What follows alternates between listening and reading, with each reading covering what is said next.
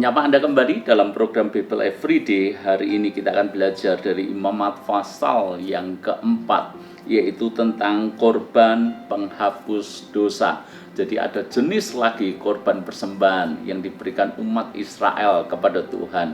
Dan salah satunya adalah korban penghapus dosa. Korban penghapus dosa ini korban yang seperti apa? Dan kita mengerti bahwa ini adalah korban yang dipersembahkan Tuhan sebagai pengampunan atas dosanya, termasuk dosa yang tidak disengaja. Jadi ada dua jenis dosa, dosa yang disengaja dan dosa yang tidak disengaja.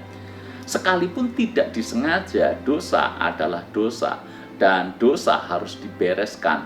Maka kalau orang itu ingin diampuni dosanya, mereka harus mempersembahkan korban penghapus dosa. Coba baca di Imamat pasal yang keempat ini, ayat yang pertama sampai ayat yang ketiga.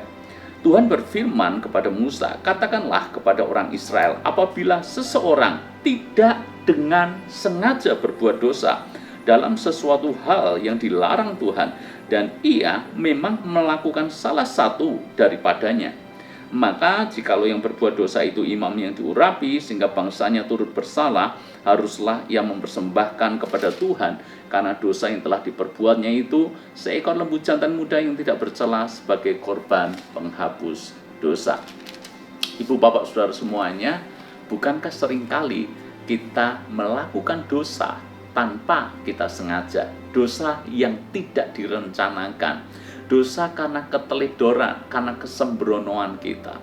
Apapun sebutannya, dosa adalah dosa, dan dosa selalu membawa konsekuensi.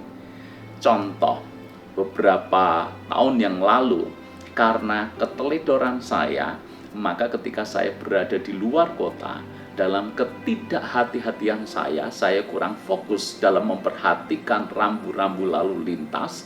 Lalu kemudian saya tiba-tiba di tengah jalan diberhentikan oleh polisi.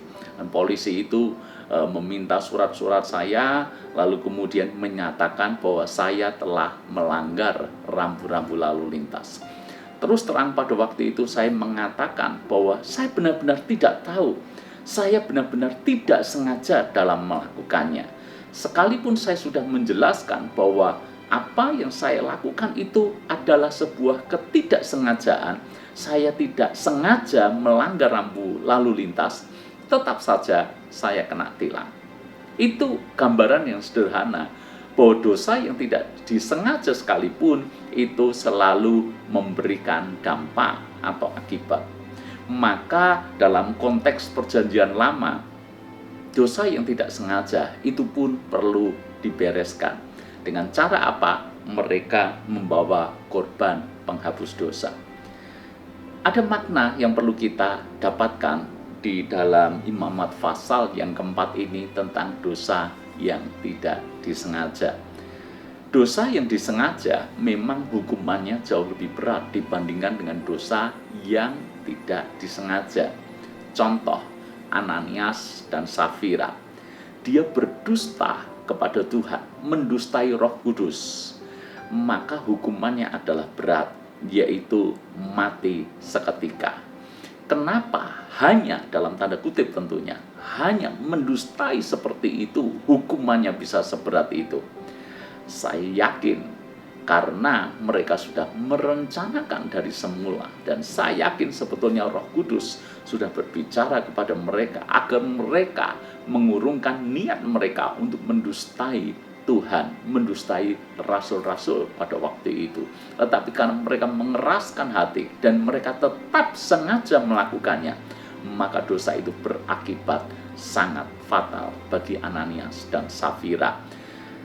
Tetapi kalau kita melakukan dosa tidak disengaja, bukan berarti itu bebas dari hukuman. Seperti ilustrasi saya tadi, hukuman tetap terjadi, konsekuensi tetap kita harus tanggung, akibatnya tetap ada. Maka kita bisa membereskan akan hal itu. Dan kenapa? Dosa adalah dosa.